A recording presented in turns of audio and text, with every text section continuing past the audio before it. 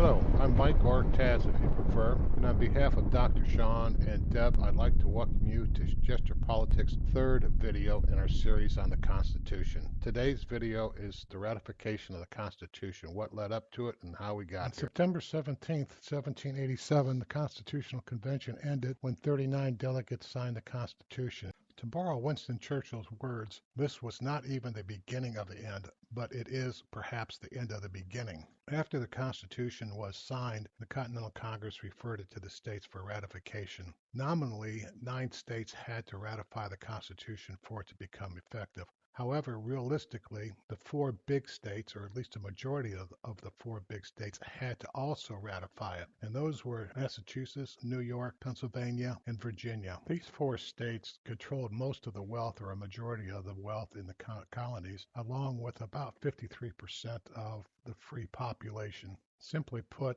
no legitimate, or that's not correct, no viable government could be formed without at least a majority of the big 4. And whether or not 3 of the 4 big 4 would actually ratify the Constitution was a major question. In fact, there were strong anti-federalist movements within Virginia and New York. With that being said, the fight for ratification began almost as soon as the Constitution was referred to the states on September 28th. On the pro side were the Federalists, the most famous of whom, or the most well-known of whom, are of course George Washington and James Madison of Virginia, Alexander Hamilton of New York, Ben Franklin of Pennsylvania, and a guy named John Jay, who would be one of the 3 who wrote the Federalist Papers. On the anti-Federalist side, they also had some heavy hitters. They had Patrick Henry of Virginia of Give Me Liberty or Give Me Death fame, Yates and Martin of New York, and also George Mason of Virginia, another delegate who declined to sign the Constitution. The Anti-Federalists objected to the Constitution on several grounds.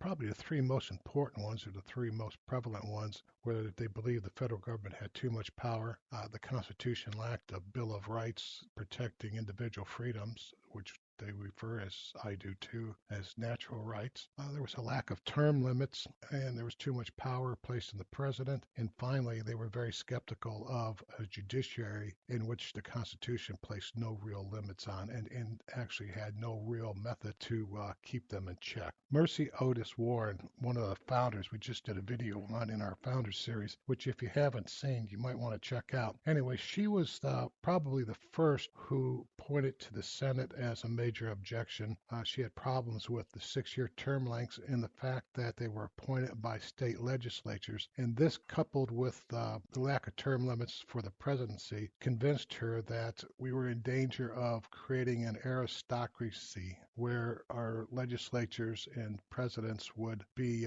wealthy landowners and career politicians. I think she's the first one to point that out. To counter the anti-federalists, the Federalists' major push came in New York when Hamilton organized Madison and John Jay to write the Federalist Papers, which were a series of 85 essays published in New York papers. We're not sure how influential these were in convincing people to vote for ratification or not. However, they are without a doubt some of the most important historical documents concerning the ratification of the Constitution. A lot of people like to point to the Federalist Papers as a means of divining the original intent of the founders. I disagree with that to a large extent. I just don't understand how you can point to 3 people who wrote a partisan series of essays supporting their position as a means of divining the original intent of the framers, who involved 55 delegates. At any rate, that's a conversation for another video.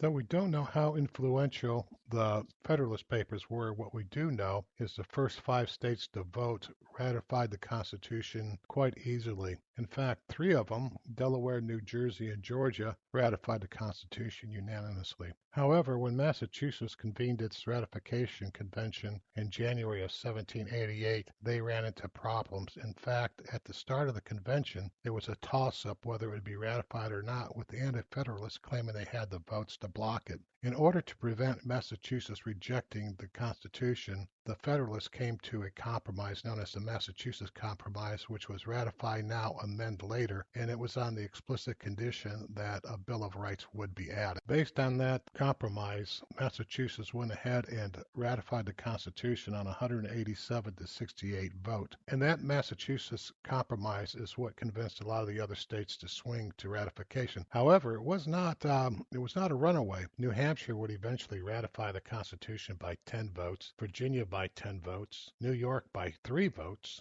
and Rhode Island by 2 votes. And Rhode Island reversed position. They had initially rejected the Constitution, but they reversed position under threat of economic boycott by some of the major states. Though Rhode Island was the last to ratify the Constitution on May 29th, 1790, it actually went into effect it was actually ratified on July 21st, 1788, when New Hampshire, being the ninth state, ratified it at their convention. In accordance with the Massachusetts Compromise, James Madison wrote the Bill of Rights, and it was proposed in the First Continental Congress in 1789 and ratified in 1791. An interesting side note is initially there were 12 amendments proposed. The first 2 were not ratified, and what we have today, the remaining 10, are what's known as our Bill of Rights. With that, I'll close for now, and we'll pick up on civil liberties starting with the next video. Thanks for joining, and have a great day. Bye.